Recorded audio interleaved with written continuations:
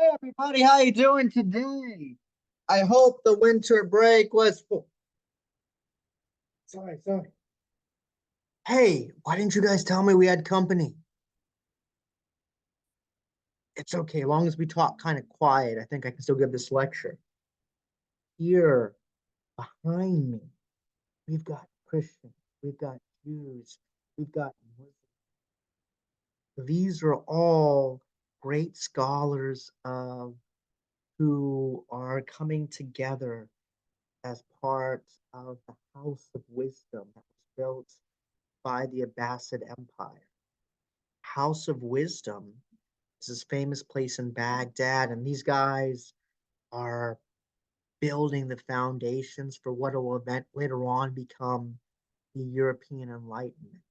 They're discovering secrets of medicine, of technology, of engineering. So we definitely don't want to bother them. They're really cool, but don't worry, you'll get a chance to meet them in one of this week's modules. All right, let's come back together, everybody. I hope you are enjoying the class. And it's been a little while since I've been zooming, but let's zoom together, everybody. This looks right. Let's go with this. All right, everyone. So today's class, we are continuing with learning about Islam. The class will be focusing mostly on more modern contemporary stuff.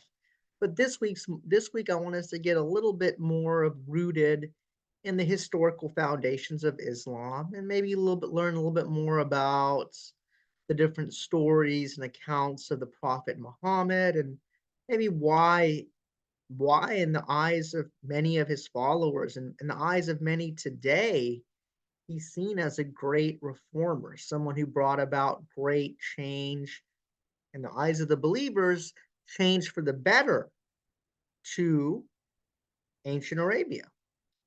So, no, I don't like using words like ancient because it's kind of relative to time frame. Let's say about, be more precise. This is about the 7th century Arabia and the 7th century Common Era.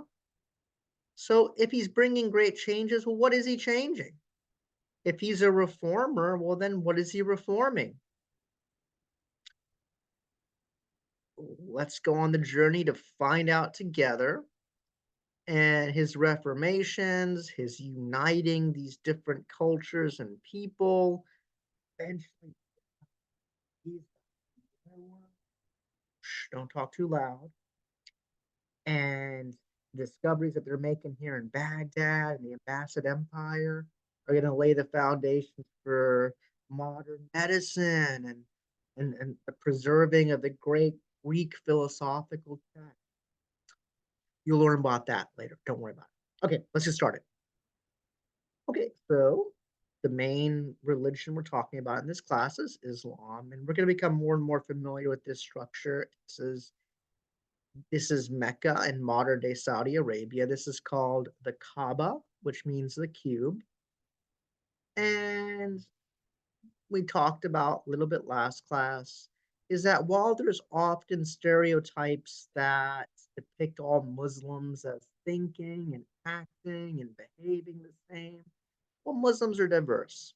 And part of the diversity can be seen in the fact that Muslims all over the world in different parts of our globe and have both shape and have been shaped by diverse cultures of the Middle East, Europe, Africa, Asia. Okay. And however, amidst that diversity, Muslims believe, and this was the common belief among Muslims, is that all Muslims, to some extent, regardless of race or gender or ethnicity, nationality, they are united by a concept called the community, the Ummah. So the question I ask, and you may even want to pause this video and think about it. If we were together in class in a traditional classroom, we would actually, I'll talk to you one-on-one about this, but it'd be good to pause and think. Is religion more about the individual or the community? Well, in Islam, there's this idea of a community that all Muslims are part of one universal community of believers. Believers in what? One God, one holy book, and one final prophet. And in the eyes of this God, in the eyes of God, all are equal. And the ideal is that everybody is united by certain shared practices and beliefs. We'll go over some of the specific practices, things like 5 pillars, the articles of faith, in a future lecture. All right, this is a little bit review from last class, so I'm going to throw some new terms at you. What is Islam? So we know Islam from last time was one of our last lectures. It can mean submission or surrendering. It is linguistically related to salam or peace, and is sometimes defined as entering into a state of peace with God. And a Muslim is one who submits or one who enters the state of peace. Islam, now we're getting some little bit deeper stuff. Most of us would consider an Abrahamic religion. So these are religions that view this ancient figure of Abraham as foundational, ancient, great father figure. Well, what other religions have Abraham? See if you can think about that. Well, the kind of the big three are Islam, Judaism, and Christianity. Islam, however, and from the insider's perspective of the tradition, sees itself not necessarily what the Prophet Muhammad is bringing as a brand new religion that God is giving us hot off the grill. No, this is actually a religion that's reforming and restoring what many past prophets throughout history have taught. These are prophets that have been sent by God. So the history of the Ummah, but let's talk a little bit. This I go more into inside my intro to Islam course. But when we talk about the history of the Ummah, the history of Islam, there's a few things we can talk about. We can talk about the history of the religion. We can talk about, this is a cool term that created by a scholar, Marshall Hodgson, who said, these are the social and cultural complexes associated with Islam and includes non-Muslims. Kind of a long definition is basically saying cultures that arise where Islam spreads, and Muslims and non-Muslims come together to create this shared culture. We can talk about Islamdom, and that's the history of Islamdom. It's a history of societies and kingdoms where Muslims and their faith is recognized as politically dominant. So the historical foundations of Islam. We're going to learn a little bit about the ancient Hellenistic Iranian world. We're going to learn about roughly 7th century Arabia. And we got some cool characters. We got Bedouin tribes. We're going to meet them soon. We're going to go to one of the old cities of trade and commerce in Arabia. Very important to Muslims today. So the ancient Hellenistic Iranian world. Let's take a look at the map and let's see if you can maybe identify some places. First of all, try to see where the empires are. And they're pretty easy. They say the word empire. Let's go and take a look and figure out where in this cluster of things might Muhammad and his followers have lived.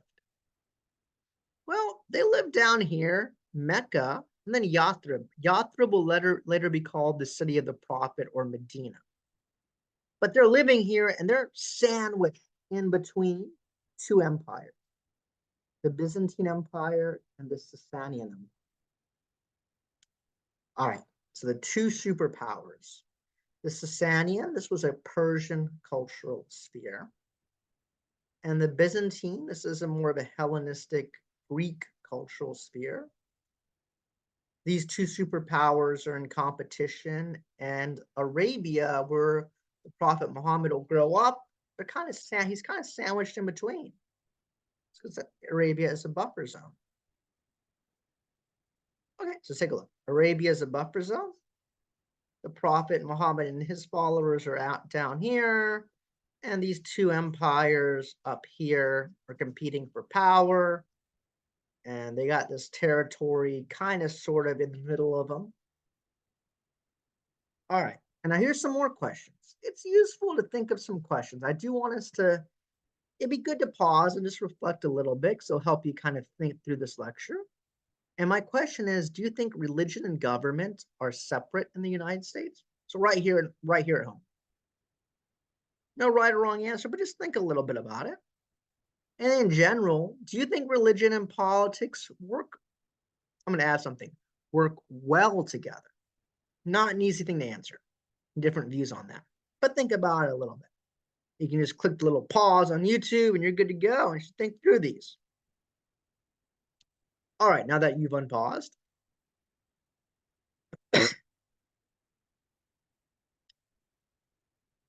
So in the Hellenistic Iranian worlds, religion and state were one, religion and governments. The Zoroastrian religion is the predominant religion of the Sasanian Empire. And the king, who's the head of that government, he represents the high god of Zoroastrianism, Ahura Mazda. Byzantine Christianity, the empire is an image of heavenly Jerusalem, and the emperor symbolizes God's rule in heaven. We call these confessional empires. What does that mean? So confessional religion, these are theocracies. This is a form of government where religion and government are one. You have confessional religions that require exclusive allegiance to an individual slash sometimes collective confession of faith. The government is meant to model the ideal will of God. The empires are united by beliefs, practices, and symbols. And then within these empires, you do have minorities. You have some who don't follow the imperial religion, and their place has to be negotiated. All right, so in these empires, every individual life was meaningful in terms of judgment of God at the end of time. So these empires are just kind of keeping things together until a final judgment. So it's time for the world to come to an end. But they'll keep God's order on earth until God is ready to come back, create some final judgments. So religious and political laws are one, and these are laws are to be found not just kind of things we just make up, but are found in sacred writings. So in religious books, like the Bible, like the Torah. And political rulers would seek the guidance of religious specialists. So this was just how much of the world operated throughout most of human history. All right, so this is Constantine. This is the emperor of the Byzantine Empire. Here we can see Ahura Mazda. This is, sorry, not Ahura Mazda. This is Zoroaster or Zarathustra, the prophet of Zoroastrianism. Fire ritual, fire is very important in Zoroastrianism. And this is the holy book of Zoroastrianism. Maybe some of you have heard of it. If you haven't, it's called the Avesta. All right, so those are some of the ideas that this community of believers will encounter, or at least it'll be around. All right. So again, this is just reviewing some terms. All right. We're going to Arabia before Islam. And here's the question with the next slide. And something I would like you to pause and think about. To study Islam, would it be useful to know about the pre-Islamic society and religious traditions in Arabia? Why or why not? Go ahead and write your answers down. After you've done that, if anyone's in the room with you, go ahead and tell them what you wrote down. Even if that someone is your cat or your goldfish. But if there's nobody there, keep what you wrote down and refer to it as we move forward. And know that we're looking at the pre-Islamic society and religious traditions in Arabia. So what the Prophet Muhammad will encounter. So around 600, our main cities are going to be Mecca and Yathrib. So we know there's some big global change. There's more agriculture. There is increased trade. So there's money, there's wealth, and people are coming to the city. Mecca becomes the major city of Arabia, major trade city, right here. At the center of Mecca was a structure called the Kaaba, which means the cube. This is the sacred center of the Muslim world in Mecca. So when many of you might know, well, when Muslims go to Mecca on pilgrimage, there's many different places they'll go on that pilgrimage, but definitely got to go here. This is one of the major ones, and this is the sacred center. This major pilgrimage we call the Hajj, and there's stories connecting this structure to past prophets from Adam and Eve to Noah, Abraham, Ishmael. During the time of the Prophet Muhammad, different tribal groups, different tribes will put their gods and goddesses in the structure. And it will be reclaimed by the Prophet Muhammad, who will say this is actually the house of the one God. All right. Okay, and we got some images here. So you have the arid desert. You would then have bodies of water. These would be called an oasis. And around bodies of water, so because people like water, they need it to survive, they need trade, bathing, hygiene, all kinds of stuff. People would build cities, Mecca being one of the most prominent. All right, and who's who? Well, at the time of the Muhammad, we would have, let's actually get a chance to know this, tribe. A tribe is a series of individuals who are united by some concept of common descent. It could be some ancestral father or ancestral mother. It could be a belief that this group descends from some god figure who brings them together. Within the tribes, you have smaller units, often dealing with family and kinship, called clans. So you had tribes and clans. Some tribes very powerful, some tribes not so much. Some clans very influential, some not so much. Being part of a tribe and being part of a clan meant being protected, meant being cared for in Arabia at the time of the Prophet Muhammad. Well, the problem is you had those who didn't really belong anywhere, at least not neatly so.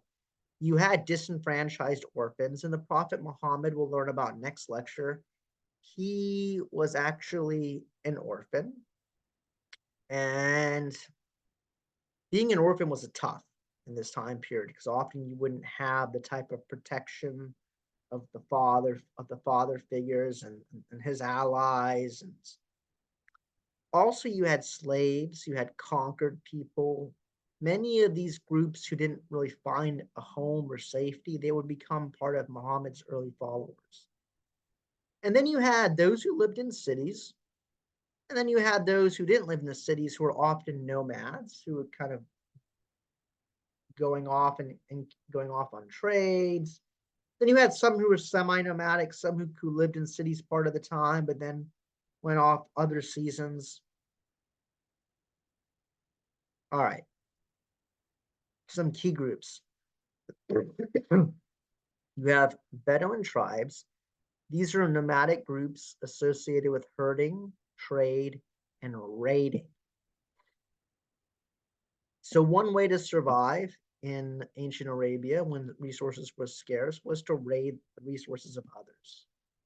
It wasn't necessarily meant to be an act just to bring harm, although it could be a revenge raid, but often this was just seen as a survival necessity. You have residents of cities on trade routes and or bodies of water, such as the Meccans. So those who weren't out doing the trading were maybe in fortified cities. Maybe they felt a little bit safer in some ways. Guy, know this one. The tribe with the most power, influence was the Quraysh.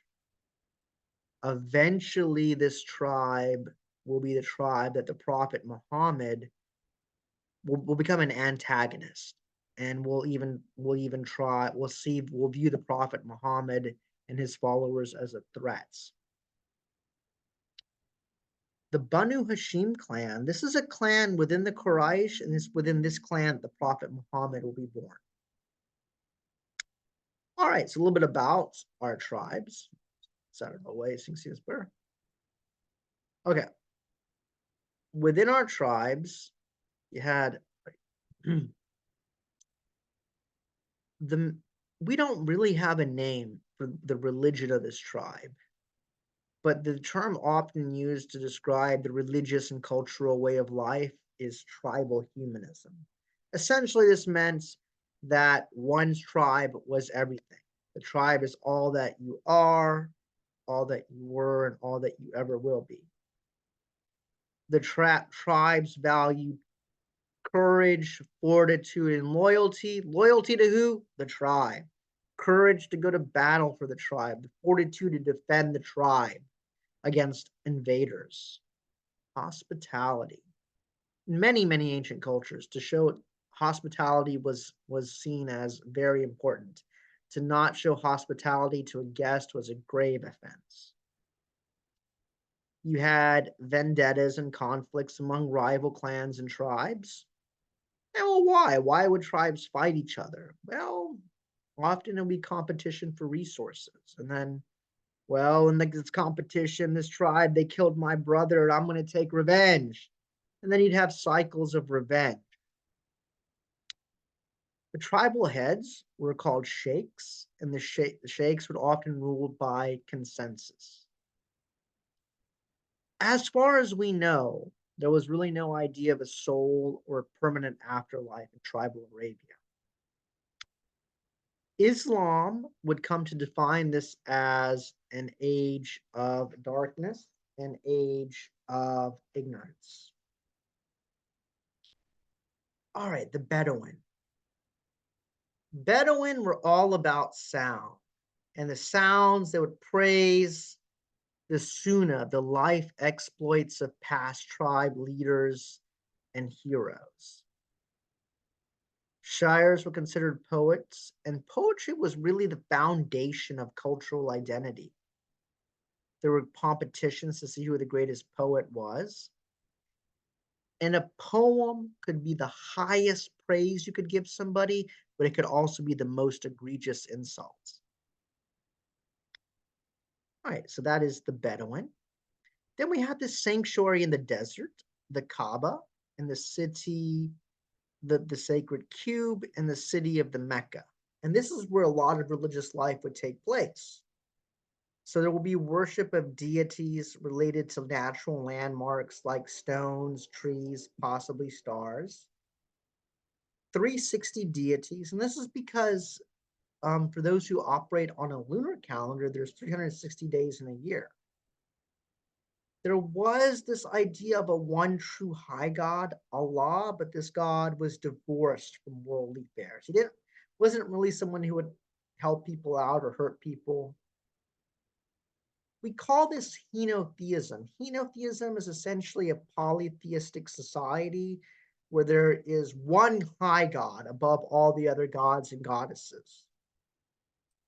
So the sanctuaries were pilgrimage sites, and you would have holy months. Now, this is something to note. Ramadan was very much a holy month in tribal Arabia. One of the things that this month was known for was during this holy month, tribes would not enact vendettas. So in theory, people were safe from being offed by somebody else in revenge. No vendettas would be waged at this time. And all the tribal gods were housed in the Kaaba, the sacred cube. So here are some of the patterns of worship. You had quid pro quo. A quid pro quo, this is an exchange relationship. I do something for you, you do something for me. So essentially sacrifice. Sacrifices were done. You had major shrine. Each city in Arabia had a major shrine and often a god or goddess that was the protector. Many would go on pilgrimage to the Kaaba because, see, this housed everybody's. Taxes would be paid to enter these cities, and people would sing and dance and circumambulate, walk around in circles around the Kaaba in honor of their tribal gods. You had Kathins, who were soothsayers and oracles. But you also did have a few monotheistic religions. You had Jewish tribes at Yathrib. That should be Medina, not Mecca, sorry. And Khaybar. You had Christians at Najran. Then you had Hanifs. These were supposedly monotheistic kind of soothsayers. The Quraysh would have a monopoly over the Kaaba and the wealth it would bring from pilgrimage until the character who we're going to meet really more next lecture would have an experience and be revealed the first verse of the Quran. The Prophet Muhammad, this is a very short, we'll go in more detail next lecture. From 610 to 632, this is the prophetic career of the Prophet Muhammad. He will question this tribal polytheism. He'll reject it. He'll say there's only one true God. This one God is merciful and just. And instead of worshiping all these different gods and goddesses as a form of gratitude for the mercy and justness, one should worship only one God. Submission was a way of bringing about peace. And these were all revelations. These revelations would become the verses of the Quran. Well, they are the Quran, the revelations of God that Muhammad is reciting. Muhammad would also emphasize that Christians and Jews were also people of the book. These were kind of the extended family of the Muslims. Muhammad would declare that he's the final prophet, the seal of all prophets. And he would promote a society where there's justice for all. In particular, instead of all these tribes, he would say we're all united. We're no longer separate tribes. We're all part of a one universal community of believers, an ummah. It will be whereas in tribal humanism there was no afterlife. The Prophet Muhammad would speak of a final day of judgment, and this is the big one. And this is the one that's going to maybe get him viewed as a threat. He's going to say, "Okay, Quraysh, you've been making a lot of money off these pilgrims who are coming to your city to pay respect to their gods or goddesses whose statues are housed in the Kaaba. No, those have got to go. The Kaaba is a structure belonging to the one true God." So by attacking the Kaaba, or at least theologically proclaiming that what is going on is false religion, that is angering the one true God, or that offends the one true God, the Prophet Muhammad is questioning a structure that was very much important to the economic, political, and religious life of the Quraysh, the most powerful tribe of the time. We'll see in the next lecture that this will create a lot of conflict. But what we've seen today, we've seen a little bit about the worlds of pre-Islamic Arabia. We're next module, we're going to go into the life of the Prophet Muhammad. In the meantime, Please do stay safe, stay well, and stay tuned.